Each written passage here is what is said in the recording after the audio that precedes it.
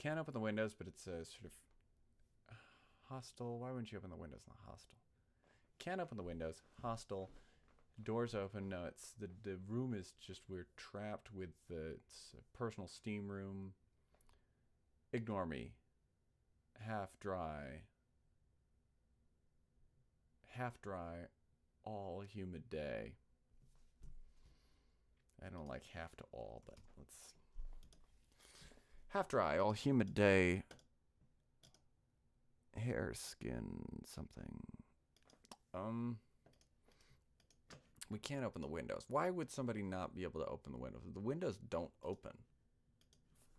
There we go. The windows don't open. Don't open.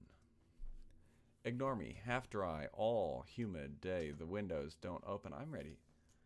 We have a second shower. We have a second shower at 10 a.m. On holiday, testing soaps in showers. We fight it. No, we fight who? No, fighting is a boring thing. Okay, it's 8 a.m. and you have an argument with somebody in a shower. You can't open the shower, or you can't.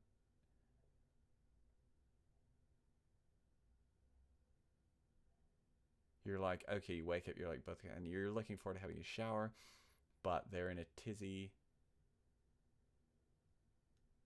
Claire Gran, are your poems true? I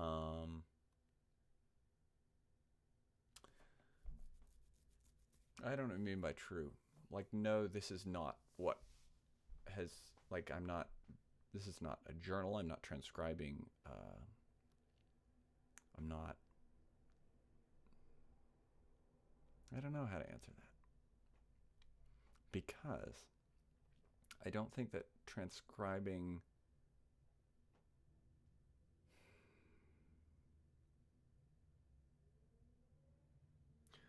so if we're assuming that everything is fiction, basically, and I mean, anytime you write something down, you're fictionalizing it, right? You are saying what you say.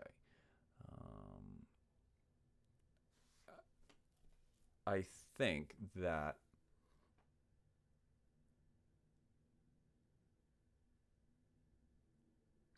true. Your poems true is interesting. Yes and no. I mean, the whole point is you try and describe something without like actually. No, not without actually saying it, but without like. I mean, the point is not to be journalistic about it, right? Okay, so let's say this is me describing a holiday with a partner in a humid place, where we have a fight first thing in the morning, and then we don't, or we get in the shower separately, and then get out. It's like, whoa, don't know what to do today. It's so humid. Don't get dry. Feel gross. And then we have a second shower at which time we've made up. This is not something that's happened to me. Does this rhyme with something that has happened to me? Sure. And so, yes, it is informed by my experience, and I can remember. And so when I am talking about it, I guess,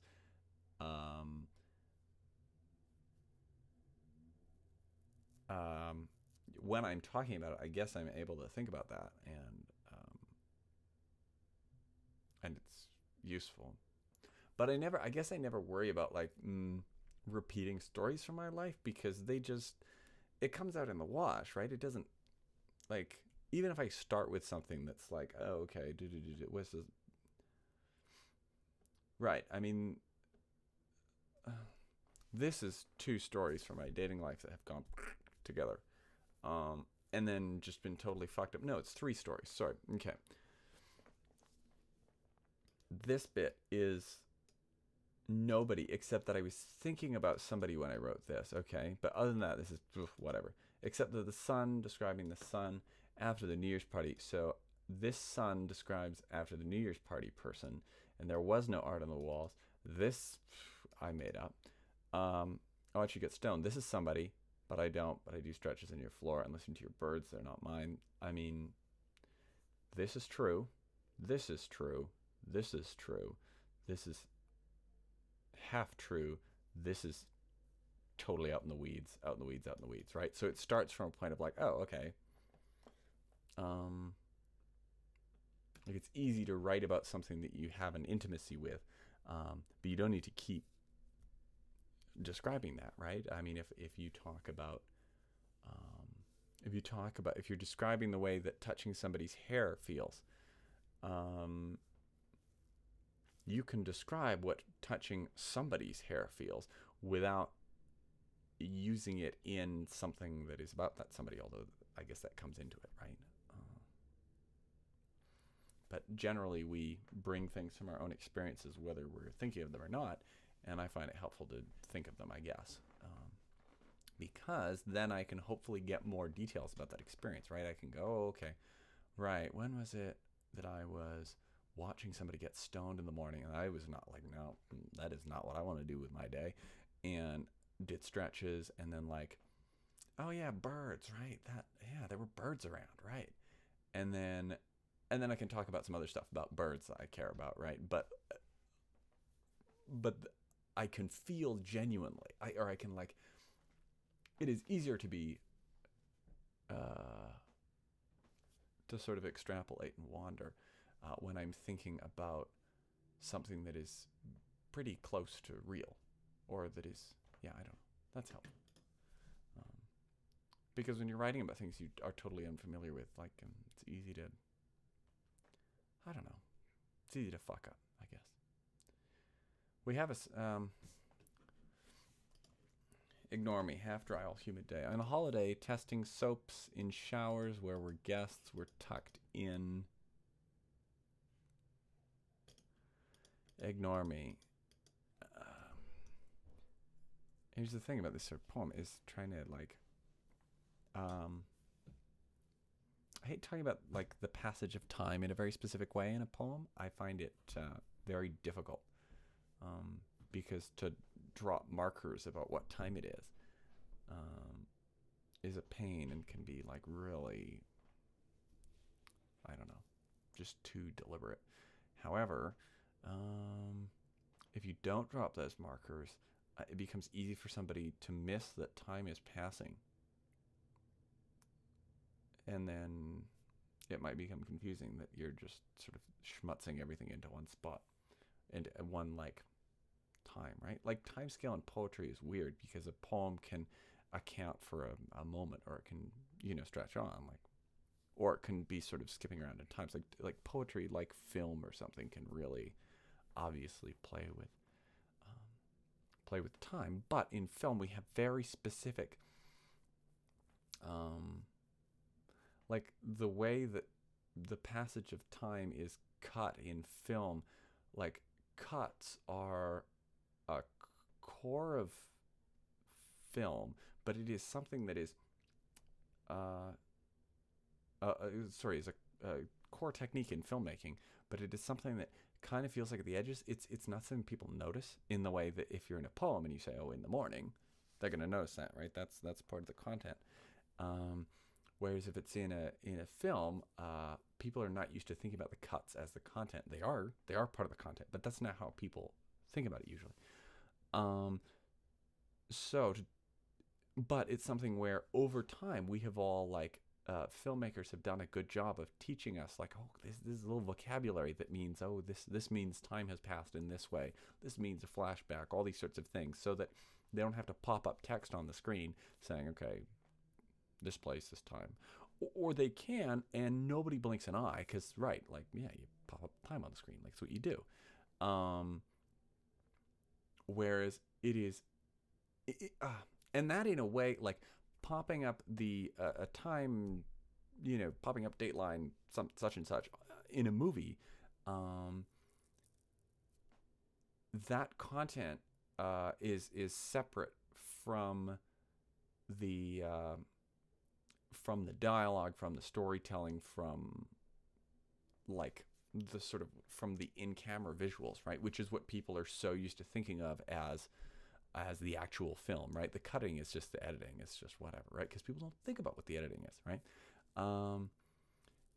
But film is very good at dealing with the passage of time, and filmmakers and critics and everybody have contributed to making film even better at dealing with the passage of time, because everyone's like, oh, this is good at doing this, and then they trained audiences to be really good at recognizing it, so that we just pick up on movements in time. Whereas in poetry, that's not one of the things that poetry is best at, or that poems are often or always about. Now you have poetry is often situated in a time, right? For instance, I mean, you have things like haiku and these sorts of things where just the time sort of slips in, and it's like, or you extrapolate the time from the substance of the work, and it may come from very subtle sources, but you're used to thinking about. You're used to, when you look at a haiku, you're used to going, okay, where is the marker of when this is taking place? Because you're assuming that, probably there's going to be some of those sorts of details. Anyway, and it's part of the problem with writing, totally free-form nonsense, is that a lot of those structural things you just don't have there. So you have to find, and if you're going to apply a diacritic, like say, okay, we could put in dates. Let's say May 15th, 8 a.m., right? Like you'd do in a movie. Okay, you'd pop this up on the screen. May 15th, 8 a.m. If it's important that it's May 15th, 8 a.m., Montreal, right? Put it Montreal. Okay, well, let's play with that, right? Let's see. Let's make this into a movie. 8 a.m., Montreal. Okay, how about this is, okay, showers. This is a poem which is showers we've taken together. Good. In a bathtub, not, okay. Showering in different ways from each other. Let's make this the poem. Okay.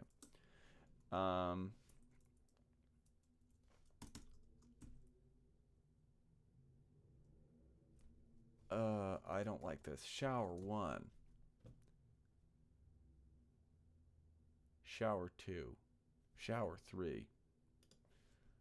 A nice toothbrush tonight for me than I had for you. Shower 1. Cupping water and wetting your hair. Shower 10.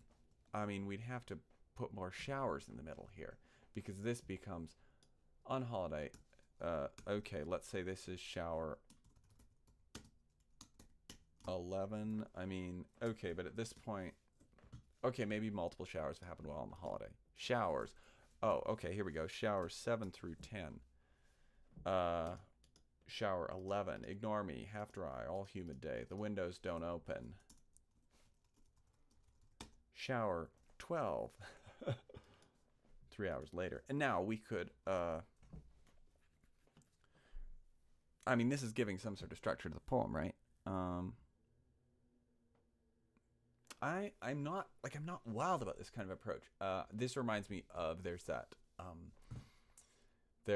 Megan Boyle poem that is All the People I've Slept With, or something along those lines. And long poem. I don't know if she'd call it a poem. I think she would call it a poem. But it functions as a poem. And it has a structure, right? It has a page structure or a chapter structure or something like this, where each of them is her description of the person she slept with, and it contains common details, not all the same details not all the same details are addressed in each one, but she can keep a very long poem going by setting up this framework, and then the humor comes in comparing the way that different, in her case, sexual encounters play out, or how details are different. And that's really interesting, but I feel like, I don't know, you have to have that would make this into a longer poem than I want to write, right? But let's keep going. Let's think of a title. What's something that's about showers?